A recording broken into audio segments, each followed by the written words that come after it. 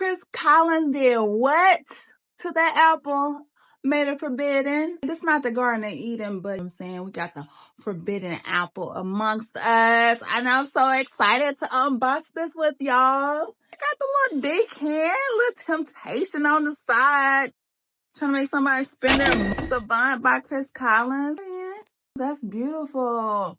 This must be another gourmand. Kind of full. Look at that packaging. Amazing. This is by a Black creator, I'm saying. So I don't know if all the Black people out there didn't get the memo, but we were supposed to be buying anything on Black Friday and Cyber Monday, and this is a Black-owned business. But I've been about this. Did I? I can't remember.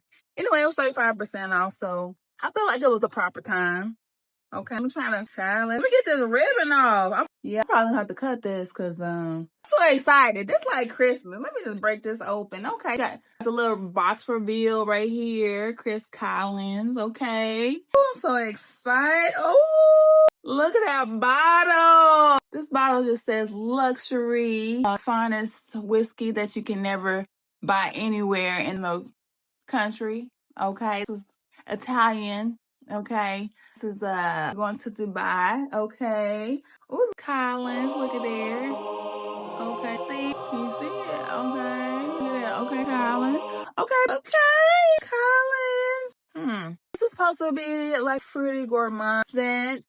It has notes of apple, brown sugar, rum, a little vanilla, a little vetiver, which probably means it's going to be a little powdery at the end. Ooh, this is good. It's a little spicy. I do get the cinnamon. Spray some more of that. Look at that atomizer. Ooh, beautiful. Go ahead. Ooh, it is gourmand. Ooh, I get a little fluffiness to it.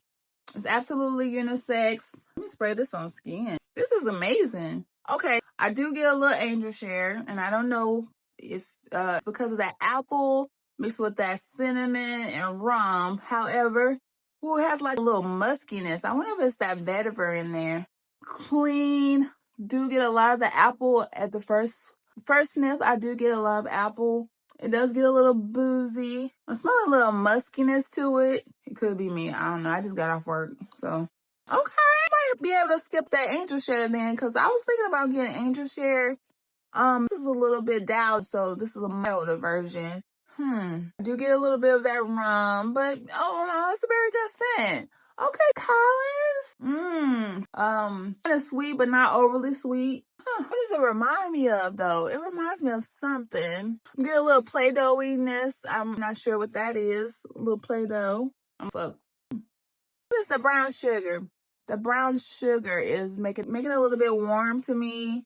It's nice. It's a nice scent. It doesn't really wow me. It's not like, oh wow, herba pura kind of beast mode, but it's nice. It's clean. I see if there's a projection on there.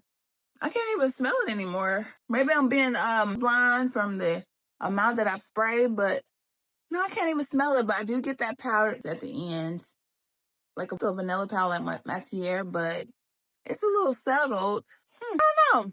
It's okay. It's okay, but I'm glad to have him in my collection. This is my first Chris Brown scent. So I'm so glad to welcome him into my collection. I love to our Black perfumers. You have scents in my collection. I know I collect a lot of Brown Sugar Babe, a lot of L from Sniff. My girl, I follow her, love her. All her money costs a nine. And the great Ambrosia Imperial, I do have that in my collection. So I'm just so happy to have this in my collection as well. This is my first Chris Collins. And I think I went nose blind, but it's a decent scent. But overall, this was decent. And I enjoyed sharing it with you. Chill with you soon. I love you guys. Be blessed. Peace.